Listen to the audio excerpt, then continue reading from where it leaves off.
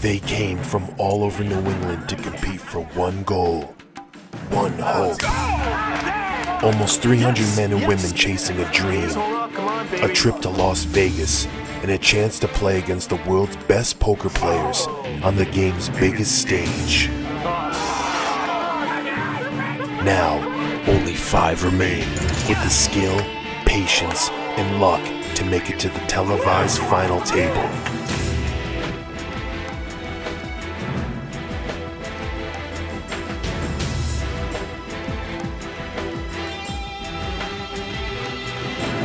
Only one player will win the opportunity of a lifetime to represent Eastern Poker Tour in the World Series of Poker's main event. Welcome to the Eastern Poker Tour Tournament of Champions. I'm your host, Bernard Lee, alongside Spiro Mitrakostas. We're here in Westport, Massachusetts at the final table of the Eastern Poker Tour Tournament of Champions. The Eastern Poker Tour is a series of free tournaments that are held throughout New England. The winner of each event receives an entry into today's Tournament of Champions. 267 players have battled it out for 2 days, and we're now down to the final 5. All of them vying for a seat in the World Series of Poker's main event this year. Spiro, you've played in many World Series main events. What's it like? Well, the first time, everybody's nervous. How can you not be? But after that, once you've gained the experience, it's a different story. But for these 5 players right now, I'm sure they're all very, very nervous. Well, I agree.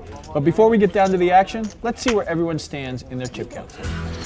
Greg is still holding off BJ as our chip leader, but Justin, Dave, and Joe are one double up away from making things interesting.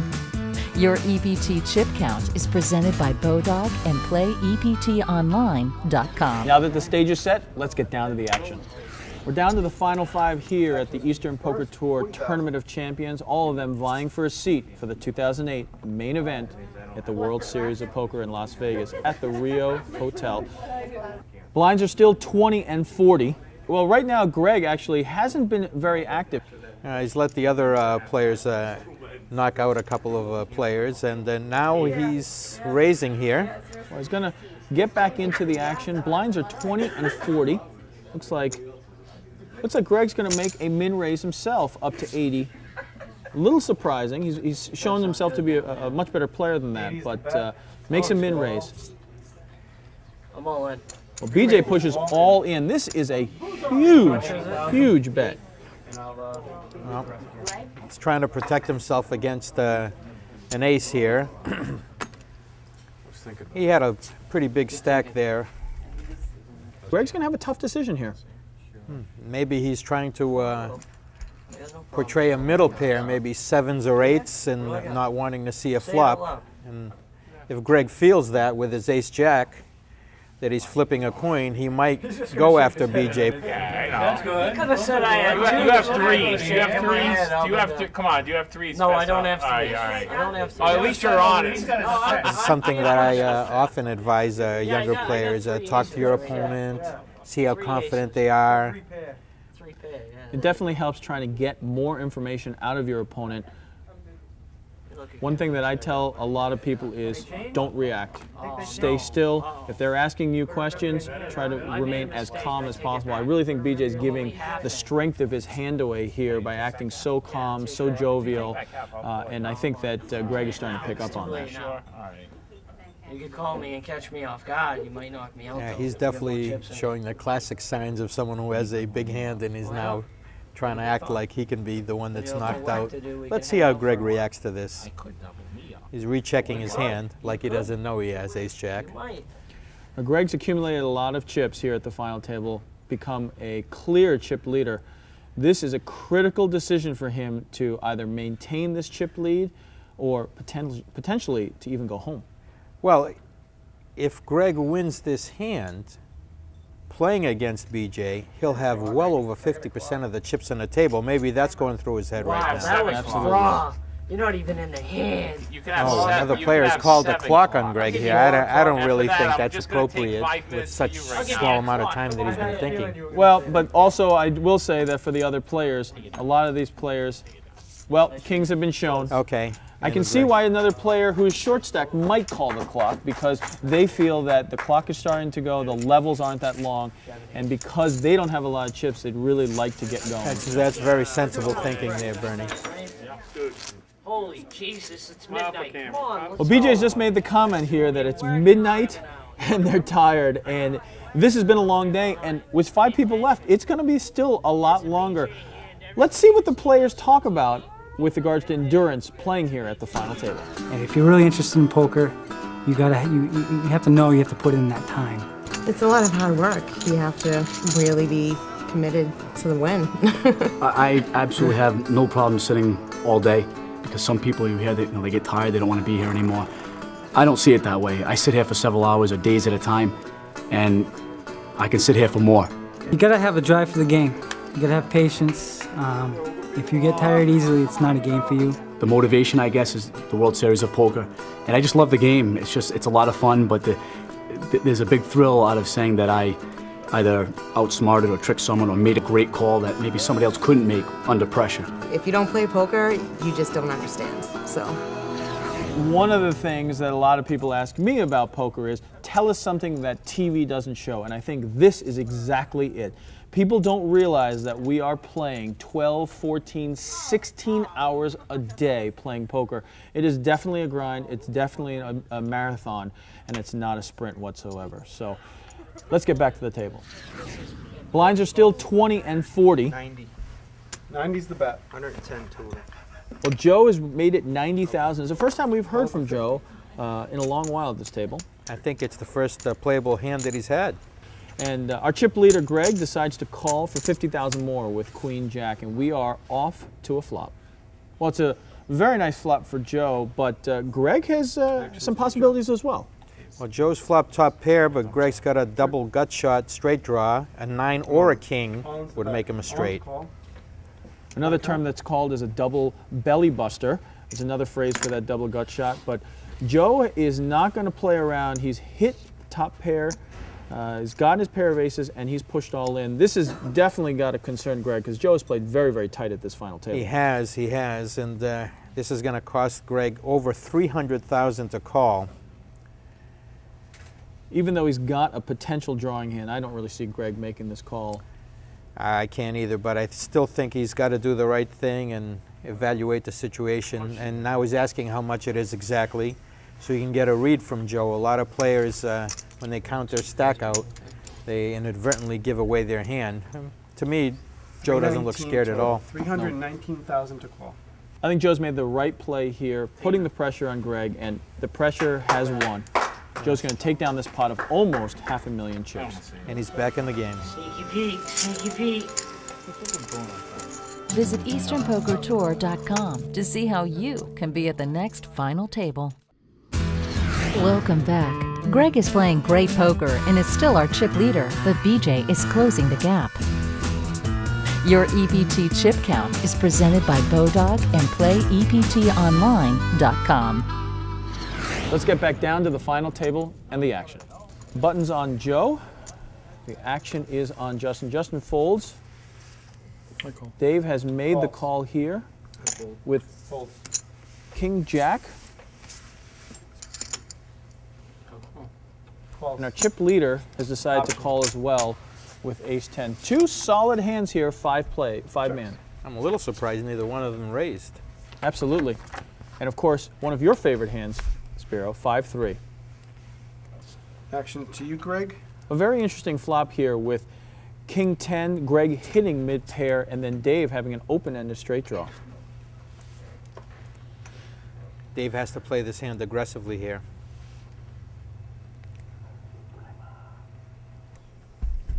$60,000 to call.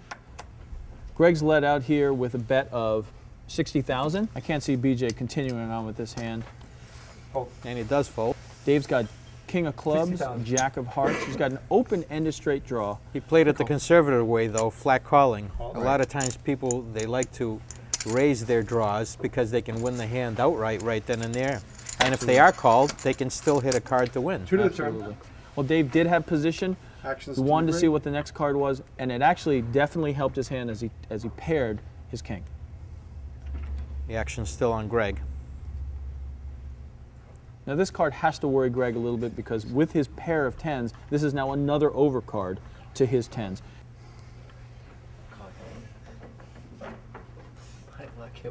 And you can see the worry in his face. He might make a little feeler bet here. A feeler bet being a small bet, a very small percentage of the flop, just to see how your opponent reacts.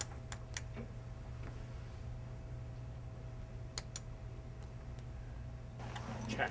He didn't even do that, he just checked.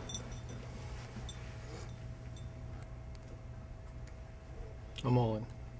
Excellent. Well, Dave has made a great play. He's pushed all in, really putting the pressure on Greg, and making sure that Greg does not continue on a draw, whether it's a club draw or whether it's a spade draw. He would not be sure. He obviously doesn't have either, but it's a fantastic move right here by Dave, and I believe Greg will lay the hand down. It's a very well played hand by Dave. Well, that was definitely a very interesting hand and a pivotal hand as well. What do you think, Spiro? I thought Dave played that hand very well. I think he protected his hand, and I also think Greg played it very well. He lost minimal amount of chips in that hand. I think he's playing solid. Absolutely. I think Greg is really going out of his way at this final table to methodically think through all the possibilities every single hand. And I think it's really helping him out. He's making the right laydowns when he has to, and he's making the right calls when he has to as well. That's why he's the chip leader. Absolutely. Well, let's get back down to the action. BJ's first to act here. BJ, it looks like he's going to make a raise. Yeah. He put in the amount of the call, and now he's coming in with the raise. 8 on top, 80 on top.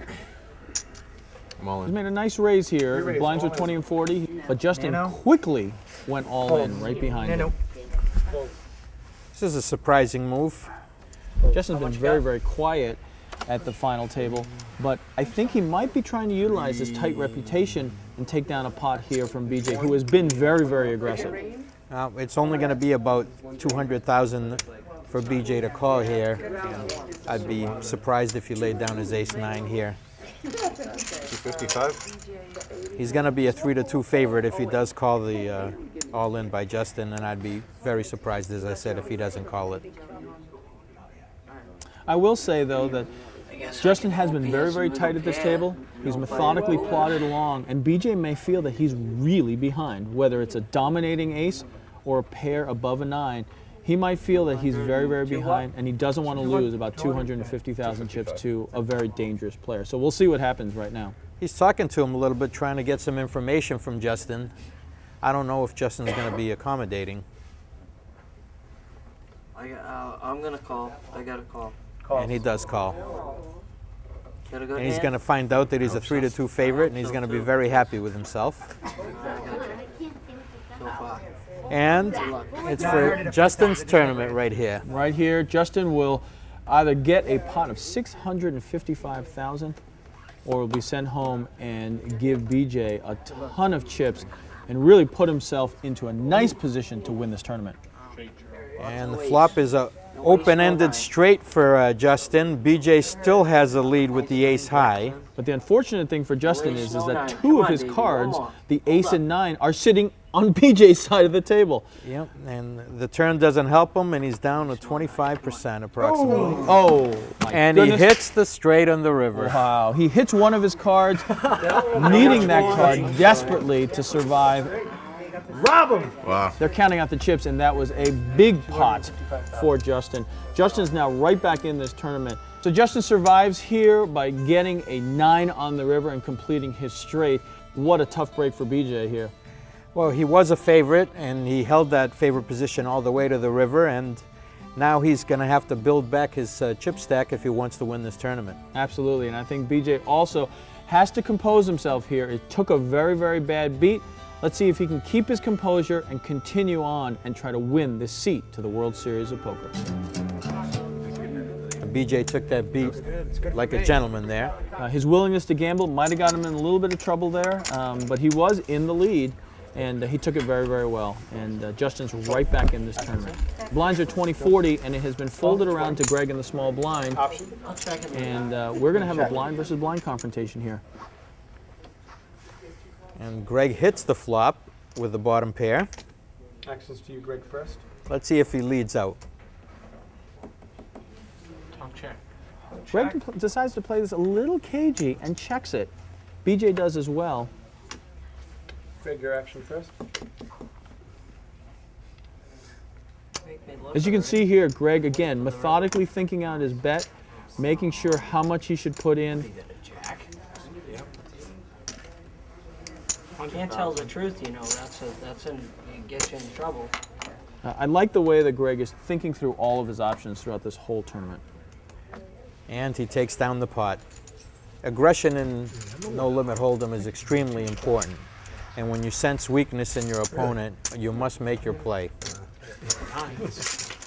Greg is definitely taking control of the table. He's using his chip stack. And it's going to be very difficult for the players to challenge him at this point. Blinds are still 20 and 40. On the button is Greg, and he folds. 8 minutes left. Again, a blind versus blind situation here with BJ versus Justin.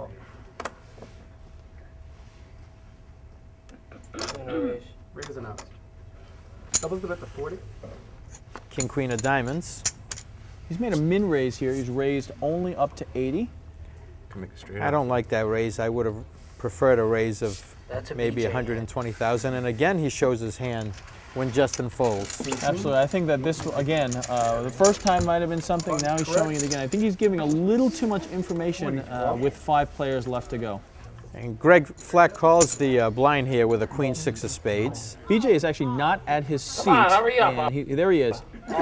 Greg is getting a little bit annoyed that BJ was away at the table. I think there's a little rivalry building between these two. And I think Greg was being very, very nice, actually delaying the game so that BJ could come back to the table. That was nice of him. He could have actually just had his hand folded. But Greg is called, Justin is called from the button, and Dave has called from the small blind. We are actually going to go to a 4-handed flop, the biggest handed flop we've seen at this final table, and there's only 5 players left. And the biggest card's a queen. I think BJ might want his cards back. The flops come 7-4-4. The only person that got any piece of it was Dave. Dave's just pushed all in. A very, very strong move here, but a little dangerous as well. Well, he's just got to hope that neither of his opponents has a 4. He's positive that none of them have an overpair because nobody raised before the flop. Right. And with the rainbow flop right there, you can be pretty sure that no one's really on a flush draw. So he's praying that no one has a 4 or a 7 with a much better kicker than his 5. A rainbow flop being a flop of 3 different suits. Well, Dave is folded. He only has one more person to get through, which is Justin. And Justin will fold too, and Dave will take down a very, very nice pot. And he needed that pot too. It puts him right back in the game. Well, Dave showed his hand as well. 2 pairs, 7s and 4s. Well, a lot of players have very, very different strategies at the table. You can either be tight aggressive, you can be very loose, you can play small ball, or you can be very, very aggressive by pushing all in. Let's see what the players left at the table and what their strategies are. A lot of people tell you that I suck out on a lot of hands or I play a lot of rags. Are you looking for pointers? I don't know. It all depends on how I feel about the hand at the certain time that I'm looking at it. You gotta stick with your gut. Just playing the cards, playing them straight up, you know, having it, betting it, and hoping the chips come to you. So I like to get the cards, and then I move, I make my move. The term, I guess, is aggressive, tight aggressive player. Every table's different strategy. Every player is different, so just got to feel it out and see how it goes. You know, you can't wait for the nuts because they don't come very often, so you got to kind of make moves at this point. Just try to do it at the right time. So everyone's style is different at the table. You can either have Joe's style of being very, very tight aggressive, or you can have BJ's style of being very, very unpredictable. Blinds have moved up to 30 and 60 here, with action starting with Dave. What are you listening to, Kenny Rogers? No, actually, I don't have any Kenny Rogers on here. Madonna? I'm listening. No, I'm listening to I Drink Alone by Judge. Like a virgin. First. Is that my iPod or yours? No, mine. Oh, all right. Madonna. My friend would appreciate that, but I'm not a big Madonna fan. Yeah, me neither. With the blinds up so high, I think now the lower stacks are going to have to make their moves. There's over 100,000 in the pot with blinds and antes. Absolutely. We'll see what I got. Looks like Dave has made a raise under the gun with 6-5 suited. He's trying to put some pressure on. With 5 players, people are really going to have to open up their starting hands. I like raising with suited connectors like that many times. Oh, I thought it was the degree all in moment. I did too. And it looks like he's going to win uncontested. Well, I mentioned degree. Am I going to get deodorant in the mail now or what?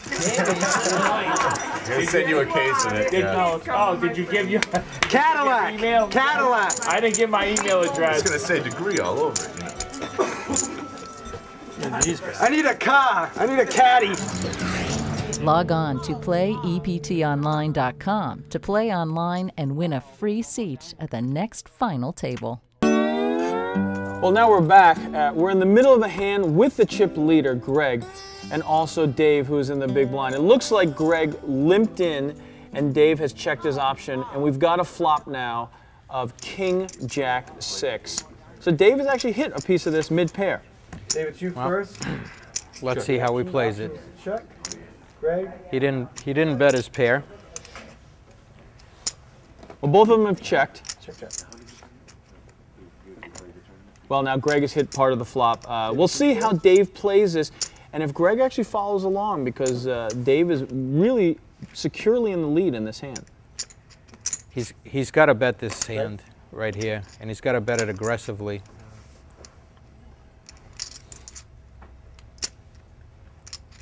Looks like he's made a bet about 120,000. He's got probably in total about 550, 600,000. So he's made a healthy bet. I'll call 120. But are you surprised at the call here by Greg? I'm very surprised. Very surprised. He knows that the Jack or the King could have been paired. Probably the 7 is not going to be good here. Maybe he thinks it is. I don't think so. Greg has made some very, very good plays, and this may be his first misstep at the final table. Maybe he's planning a steal on the river if, oh. Well, no need to steal right now. That's some card for Greg there. Runner, or both on the turn or river, he hits the perfect 2 cards. He hits 7-7 for 3 7s. And right now, Dave may be digging his own grave. He just bet 200,000, Bernard. Well, I don't think he has that much behind him. And now Greg, I think, fully realizes he has the best hand. He's just methodically thinking once again, how is he going to reel Dave in? He's done a wonderful job of reading his opponents and taking his time.